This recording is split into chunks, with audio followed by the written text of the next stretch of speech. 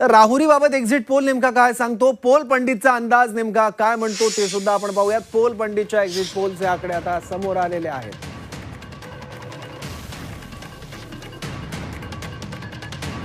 Pole पंडितच्या आकडेवारीनुसार, exit पोलनुसार राहुरीत नेमक्या काय शक्यता आहेत। राहुरीत एकूण मतदार आहेत 3,33,545, त्यापैकी 1,87,463 जणांनी मतदान केलंय।